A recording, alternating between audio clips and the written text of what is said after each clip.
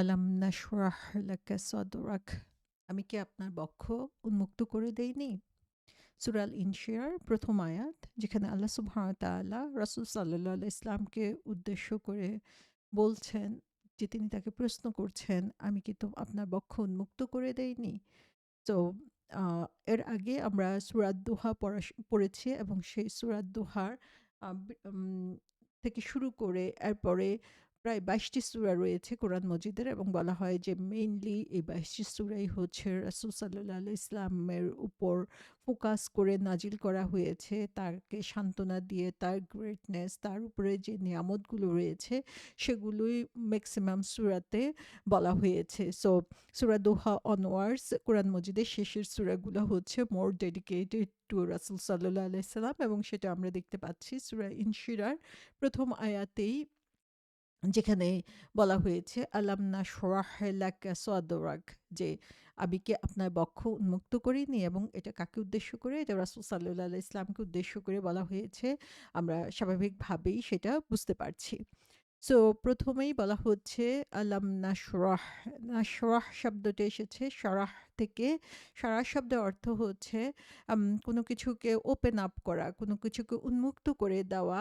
আ এটা মূলত বোঝায় হচ্ছে কোনো কিছুর অর্থ বুঝার জন্য সে অর্থটাকে এমনভাবে বুঝিয়ে দেওয়া যে অর্থটা আগে একটু জটিল ছিল, একটু কমপ্লেক্স ছিল, কিন্তু বুঝিয়ে বলার কারণে সে অর্থটা প্রকাশিত হয়েছে বা বুঝতে সুবিধা হয়েছে। সেটা বুঝানোর জন্য শারাহ শব্দটি ইউজ করা হয়ে থাকে। ইবন ইবনে ফারিস এই শব্দটার ২ টা অর্থ বলেছেন, যে এই ২ টা অর্থই এই শব্দটার জন্য সামঞ্জস্যপূর্ণ। একটা হচ্ছে টু ওপেন সামথিং, কোনো কিছুকে ওপেন আপ করে দেওয়া, উন্মুক্ত করা, খোলা, সেটা বোঝানোর জন্য হচ্ছে শারাহ শব্দটা বলা হয়ে থাকে। আর সেকেন্ড যে অর্থ তিনি বলেছেন সেটা হচ্ছে টু ক্লারিফাই সামথিং, যে কোনো জিনিসের অর্থকে বুঝে দেওয়া। একটা হচ্ছে মোর ফিজিক্যাল, আরেকটা হচ্ছে আমরা দেখতে পাচ্ছি যে আরেকটা হচ্ছে মোর মিনিং বুঝানোর জন্য এখানে বলা হয়েছে। আর অ্যারাবিকে আমরা যদি দেখি তাহলে হচ্ছে আম আ ওপেনিং বা এক্সপান্ডিং বুঝানোর জন্য অন্য শব্দ রয়েছে। কিন্তু আল্লাহ সুবহানাহু ওয়া তাআলা এখানে স্পেসিফিক্যালি শারাহ শব্দটি ইউজ করেছেন, যেটা অবশ্যই কিছু রিফ্লেক্টিভ দিক রয়েছে বা গুরুত্বপূর্ণ দিক রয়েছে, যেটা আমরা ইনশাআল্লাহ আলোচনা করব। কন্টেম্পোরারি ল্যাঙ্গুয়েজে দেখা যায় যে শারাহ শব্দটা ইউজুয়ালি ব্যবহার করা হয় যখন কোনো বইকে বুঝানো হয়ে থাকে। সো এর অর্থ হচ্ছে যে শারাহ মানে হচ্ছে বইয়ের অর্থটা যেটা হচ্ছে কমপ্লেক্স ছিল সেটাকে ইজি ওয়েতে উপস্থাপন করা, সেটাকেই হচ্ছে শারাহ বলা হয়ে থাকে। তারপরে বলা হচ্ছে আলাম নাশরাহ লাকা সাদরাক। এখানে সদর শব্দটা বলা হয়েছে। সদর শব্দের লিটারাল অর্থ হচ্ছে চেস্ট বা বুক বুঝানো হয়ে থাকে। তো এখান থেকে আমরা দেখি যে আমরা যদি লিটারাল মিনিং করি তাহলে অর্থটা হচ্ছে আমি কি আপনার বক্ষ উন্মুক্ত করে দেইনি? তার মানে হচ্ছে এটা লিটারালি যদি আমরা চিন্তা করি তাহলে চেস্ট ওপেন আপ করা বুঝানো হয়ে থাকে। এবং সুবহানাল্লাহ, আমরা রাসূল সাল্লাল্লাহু আলাইহি ইসলামের জীবনী যখন পড়ি সিরাতে আমরা দেখি যে রাসূল সাল্লাল্লাহু আলাইহি ইসলামের চেস্টকে ২ বার ওপেন আপ করা হয়েছিল। ফিজিক্যালি সেটাকে ওপেন আপ করা হয়েছিল এবং সেটাকে ক্লিনস করা হয়েছিল, এবং সেটা নিয়েও আমরা ইনশাআল্লাহ কথা বলব সংক্ষিপ্তভাবে। তো এটা হচ্ছে একটা অর্থ। আর আরেকটা অর্থ হচ্ছে আম যে ফিজিক্যাল কাটিং এখানে বুঝানো হয় নাই সাদর বলতে। এখানে ওপেন আপ বা উন্মুক্ত করা বলতে বুঝানো হয়েছে, বা কোনো জিনিস রিয়ালাইজেশন বাড়ানোর জন্য যে শক্তি দরকার সেই শক্তির কথা এখানে বলা হয়েছে। সো এই আয়াতে ২ টা স্পেশাল ক্যারেক্টারিস্টিক আমরা দেখতে পাই। একটা হচ্ছে এখানে নাশরাহ শব্দটা বলা হয়েছে। শারাহ শব্দের সাথে আগে যে না বা নুন ইউজ করা হয়েছে, এই নুনটা হচ্ছে একটা প্রোনাউন। এটা উই বুঝানোর জন্য, আমরা বুঝানোর জন্য ইউজ করা হয়। সো নাশরাহ মানে হচ্ছে আমরা ওপেন করেছি।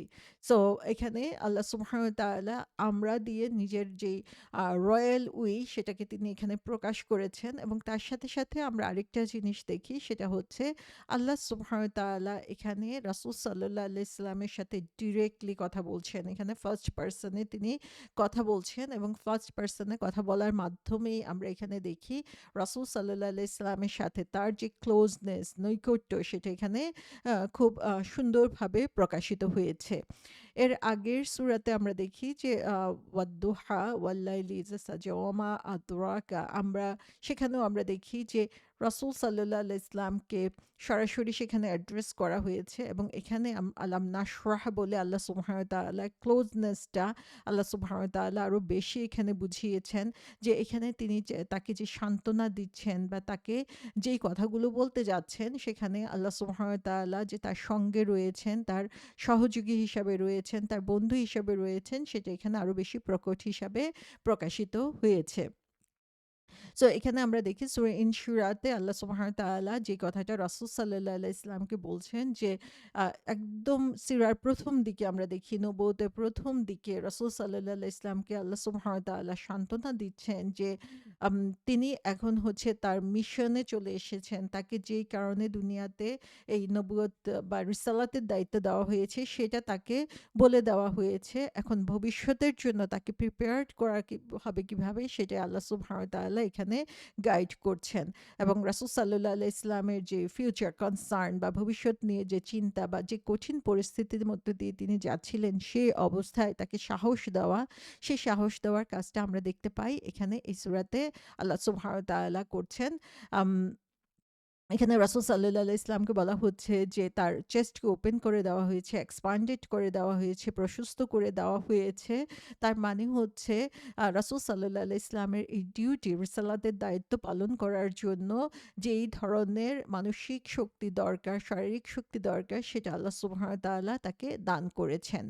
এখানে আমরা দেখি আরেকটা স্টাইল আমরা এখানে দেখতে পাই যে কথা বলার, আলাম নাশরাহ, এখানে আম প্রশ্ন দিয়ে আল্লাহ সুবহানাহু ওয়া তাআলা শুরু করেছেন যে ডিডন্ট উই, আমরা কি করি নাই? তো যখনই এবং তার সাথে, সাথে আবার আমরা দেখি যে আ এ এটার পরে হচ্ছে লাকা বলা হচ্ছে, নাশরাহ লাকা সদরাক। আমরা যদি নরমাল স্ট্রাকচার এর কথা চিন্তা করি, যখন এই কথাটাই নরমালি বলা হতো প্রশ্ন করেই, সেটা হতো আলাম নাশরাহ সাদরাকা লাক, যে লাকাটা পরে চলে আসতো। কিন্তু এখানে আমরা দেখি যে লাকা আগে নিয়ে আসা হয়েছে। অর্থাৎ রাসূল সাল্লাল্লাহু আলাইহি ওয়াসাল্লাম, লাকা মানে কি? লা মানে হচ্ছে ফর, কা মানে হচ্ছে ইউ, তাহলে তোমার জন্য। সো তোমার জন্য কথাটাকে শেষে না দিয়ে বরং এটাকে নৈকট্য বুঝানোর জন্য আল্লাহ সুবহানাহু ওয়া তাআলা আগে তোমার জন্য বলছেন, তারপরে তার চেষ্টের কথা বলছেন। সো আল্লাহ সুবহানাহু ওয়া তাআলা এখানে রাসূল সাল্লাল্লাহু আলাইহি ইসলামের প্রতি তার যে ভালোবাসা, তার যে নৈকট্য, তার প্রতি তার যে আন্তরিকতা, তার এটা হচ্ছে আল্লাহ সুবহানাহু ওয়া তাআলার পক্ষ থেকে রাসূল সাল্লাল্লাহু আলাইহি ইসলামের জন্য একটা গিফট, যে কথা বলার মাধ্যমে, কথার স্টাইলের মাধ্যমে আল্লাহ সুবহানাহু ওয়া তাআলা এখানে বুঝিয়ে দিচ্ছেন যে রাসূল সাল্লাল্লাহু আলাইহি ইসলামকে তিনি কত ভালোবাসেন, এবং তিনি তাকে কত আম কাছে থেকে উপলব্ধি করেন। তার কি প্রয়োজন, তার কি চাওয়া, সেটা তিনি কত ভালো করে জানেন, সেটা তিনি এখানে প্রকাশ করে দিচ্ছেন। সো linguistically আমরা দেখি যে যখন কোনো কোয়েশ্চেন করা হয়, তখন সেটার অবশ্যই একটা উত্তর আশা করা হয়। কিন্তু এখানে কোয়েশ্চেনটা করা হচ্ছে কিভাবে? কোয়েশ্চেনটা করা হচ্ছে নেগেটিভ ফর্মে। ডিডন্ট উই, আমরা কি করি নাই? তো এই যে কোয়েশ্চেনটা নেগেটিভ ফর্মে করা হচ্ছে, তার মানে কি? তার মানে হচ্ছে উত্তর আশা করা হচ্ছে পজিটিভ ওয়েতে। আমি কি তোমাকে এটা করতে বলি নাই? তার মানে কি আমি চাচ্ছি সে এই কাজটা করুক। তো এখানে আল্লাহ সুবহানাহু ওয়া তাআলা বলছেন যে আমি কি আপনার বক্ষ উন্মুক্ত করে দেই নাই? তার মানে হচ্ছে যে এটা অ্যাফার্ম করা, যে অবশ্যই আল্লাহ সুবহানাহু ওয়া তাআলা তার বক্ষকে উন্মুক্ত করে দিয়েছেন, এবং তার বক্ষকে প্রশান্ত রিল্যাক্সড করে দিয়েছেন। এবং এর মাধ্যমে আল্লাহ সুবহানাহু ওয়া তাআলা, আমরা দেখেছি সূরা দোহাতে আল্লাহ সুবহানাহু ওয়া তাআলা রাসূল সাল্লাল্লাহু আলাইহি ওয়াসাল্লামকে বারবার প্রশ্ন করেছেন, আমি কি তোমাকে এতিম হিসেবে পাই নাই? আমি কি তোমাকে পথ খোঁজা অবস্থায় পাই নাই? আমি কি তোমাকে আশ্রয়হীন অবস্থায় পাই নাই? তার মানে উত্তরটা হবে কি? উত্তরটা এখানে ইয়েস আশা করা হচ্ছে, এবং খুব স্ট্রংলি, যে এটার মধ্যে কোনো ধরনের নেগেশন আসতে পারবে না, কোনো ধরনের দ্বিধা বা সন্দেহ নাই। এবং রাসূল সাল্লাল্লাহু আলাইহি ইসলামের ব্যাপারেও এখানে আমরা দেখি যে আম এমনভাবে প্রশ্নটা করা হয়েছে যে রাসূল সাল্লাল্লাহু আলাইহি ইসলাম উইল বি মোর গ্রেটফুল, তিনি কৃতজ্ঞ হবেন যে আল্লাহ সুবহানাহু ওয়া তাআলা তাকে এ ধরনের একটা গিফট দিয়েছেন। তার ফেভারটা দেখে, ফেভারটা আরো বেশি করে তিনি অ্যাপ্রিশিয়েট করতে পারবেন। সো এখানে আমরা দেখি যে পুরা সূরাটার যে টোন, সেটা এখানে আল্লাহ সুবহানাহু ওয়া তাআলা নিয়ে এসেছেন, যে রাসূল সাল্লাল্লাহু আলাইহি সাল্লামকে সান্ত্বনা দেওয়ার ব্যাপারে, তাকে সাইকোলজিক্যালি এবং স্পিরিচুয়ালি সাপোর্ট দেওয়ার ব্যাপারে আল্লাহ সুবহানাহু ওয়া তাআলা তাকে কত কাজ থেকে সাপোর্ট করে যাচ্ছেন, সেটাই তিনি এখানে প্রথম কথাতেই বুঝিয়ে দিচ্ছেন। তো আমরা যদি নাশরাহ লাকা সাদরাক এই কথাটার অর্থ বক্ষ উন্মুক্ত করা চিন্তা করি, তাহলে আমরা দেখব যে রাসূল সাল্লাল্লাহু আলাইহি ইসলামের জীবনে এ ধরনের মিরাকুলাস ঘটনা ঘটেছিল যে তার বক্ষকে সত্যি সত্যি উন্মুক্ত করে দেওয়া হয়েছিল। সুবহানাল্লাহ! আজকে আমরা টেকনোলজির এত ইমপ্রুভড ভার্সনে রয়েছি, যখন আমরা ওপেন হার্ট সার্জারির কথা চিন্তা করি, ওপেন হার্ট সার্জারি করি। আর রাসূল সাল্লাল্লাহু আলাইহি ইসলামের সেই ১৪৫০ বছর আগে আল্লাহ সুবহানাহু ওয়া তাআলা রাসূল সাল্লাল্লাহু আলাইহি ইসলামের উপরেই সেই ওপেন হার্ট সার্জারি করেছিলেন, যে লিটারালি তার চেস্টকে ওপেন করা হয়েছিল, তার হার্টকে ওপেন করা হয়েছিল। তার প্রথম যে অকেশনটা হয় সেটা ছিল তিনি একদম ছোটকালে, যখন তিনি তার দুধ মা হালিমা সাদিয়া রহমতুল্লাহ আলাইহির কাছে তিনি ছিলেন, যে সেই সময় এই ঘটনাটা ঘটেছিল, এবং সেটাও আমরা সিরাতে অনেক পড়েছি যে সেই সময় কি ধরনের ঘটনা ঘটেছিল। মুসলিম শরীফে এই ঘটনাটা বর্ণনা করা হয়েছে সহিহ হাদিসে, যেখানে বলা হচ্ছে যে আম রাসূল সাল্লাল্লাহু আলাইহি সাল্লাম নিজে বর্ণনা করেছেন ঘটনাটা, যে তিনি হচ্ছে যখন তিনি তার দুধ মাতা হালিমা রাদিয়াল্লাহু আনহার কাছে ছিলেন, তখন তার বাচ্চাদের সাথে, অন্য বাচ্চাদের সাথে তিনি তখন খেলাধুলায় আ ব্যস্ত ছিলেন, এবং সেই সময় জিবরাইল আলাইহিস সালাম তার কাছে আসলো, এবং জিবরাইল আলাইহিস সালাম এসে রাসূল সাল্লাল্লাহু আলাইহি সাল্লামকে একপাশে নিয়ে গেলেন। তাকে তিনি শুইয়ে দিলেন মাটিতে। মাটিতে শুইয়ে দেওয়ার পরে তিনি তার চেস্টকে ওপেন করলেন, তার বক্ষকে উন্মুক্ত করলেন, এবং সেখান থেকে তার হার্টকে বের করে নিয়ে আসলেন। তার সেখান থেকে একটা কালো অংশ ছিল, সে কালো অংশটাকে তিনি বের করে সরিয়ে ফেললেন, এবং তিনি বললেন যে এটা হচ্ছে শয়তানের একটা অংশ, যেটা প্রত্যেক মানুষের মধ্যেই থাকে, এবং সেটাকে রাসূল সাল্লাল্লাহু আলাইহি ইসলামের হার্ট থেকে তিনি সরিয়ে দিলেন।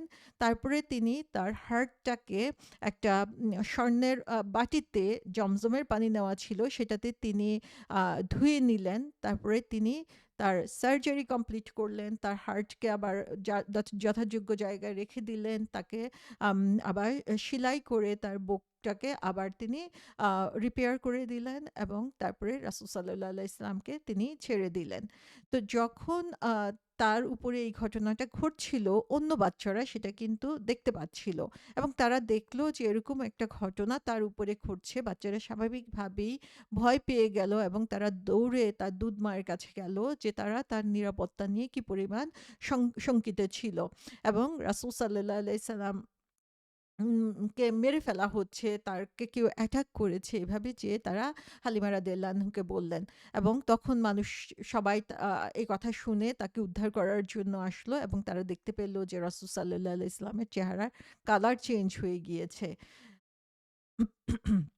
এবং আনাস রাদিয়াল্লাহু আনহু এই ঘটনাটা বর্ণনা করেছেন রাসূল সাল্লাল্লাহু আলাইহি ইসলাম থেকে। তিনি বলেছেন যে রাসূল সাল্লাল্লাহু আলাইহি ইসলামের বুকে সেই সেলাইয়ের দাগ তিনি নিজে দেখতে পেয়েছিলেন। তো সুবহানাল্লাহ, যে এই ঘটনাটা যে ঘটেছিল সেটা সিরাতে এসেছে, এবং এই ঘটনা সহিহভাবেই বর্ণনা করা হয়েছে, এবং এখান থেকে আমরা দেখি যে এই ঘটনা যে জিনিসগুলো এখানে ঘটেছে সেটা হচ্ছে যে রাসূল সাল্লাল্লাহু আলাইহি সাল্লাম উম ছোটকালেই তার মধ্য থেকে তার হার্টকে জমজমের ওয়াটার দিয়ে পরিষ্কার করা হলো, এবং তার হার্টের মধ্যে শয়তানের যে অংশটা ছিল সেটাকে তখনই দূরে সরিয়ে দেওয়া হলো। তো রাসূল সাল্লাল্লাহু আলাইহি ইসলামের হার্টকে সেই ছোটকালেই আম তৈরি করা হলো, অন্তরকে উন্মুক্ত করা হলো রিফ্লেকশনের জন্য, রিয়েলাইজেশনের জন্য, উপলব্ধির জন্য, যাতে তিনি আরো ব্রডার সেন্সে তার সারাউন্ডিংসে যা হচ্ছে সেটাকে তিনি বুঝতে পারেন।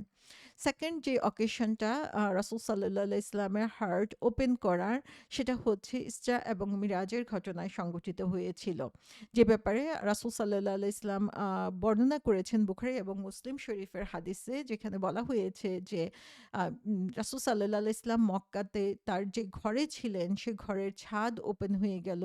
জিবরিল আলাইহিস সালাম তার কাছে আসলেন, এবং তিনি তার বক্ষকে উন্মুক্ত করলেন। তারপরে তিনি আবার জমজম ওয়াটার দিয়ে তার হার্টকে পরিষ্কার করলেন, ধুয়ে দিলেন এবং আম আ একটা স্বর্ণের পাত্রের মধ্যে যেটা হচ্ছে আ filled with বলা হচ্ছে পরিপূর্ণ ছিল wisdom এবং faith ঈমান এবং প্রজ্ঞা দিয়ে যেটা পরিপূর্ণ ছিল সেই স্বর্ণের বাটিটা তার চেস্টের মধ্যে তিনি ঢেলে দিলেন এবং তারপর তিনি আবার এটাকে সিল করে দিলেন। তো সুবহানাল্লাহ যে এখানে আমরা দেখি যে ১ম বার তার হার্টকে ক্লিন করার পরে সেখান থেকে শয়তানের যে পার্টটা ছিল সেটাকে শয়তানের আম যে অসওয়াসা সেটা থেকে তাকে বাঁচানোর জন্য সেই পার্টটাকে খুলে নেওয়া হলো। আর 2nd টাইম যখন করা হলো তখন আমরা দেখি আবারও সেটাকে পরিষ্কার করে সেখানে হচ্ছে ঈমান এবং উইজডম, ঈমান এবং প্রজ্ঞাকে রাসূল সাল্লাল্লাহু আলাইহি ইসলামের অন্তরে আবার স্থাপন করা হলো। তো সুবহানাল্লাহ এই ২ টা ঘটনা সহিহ বর্ণনায় এসেছে যেখানে আমরা নাশরাহ লাকা সাদরাকের যদি আমরা লিটারাল মিনিং করি তাহলে বুঝতে পারি যে সত্যিকার ভাবেই রাসূল সাল্লাল্লাহু আলাইহি ইসলামের হৃদয় কিভাবে উন্মুক্ত হয়েছিল।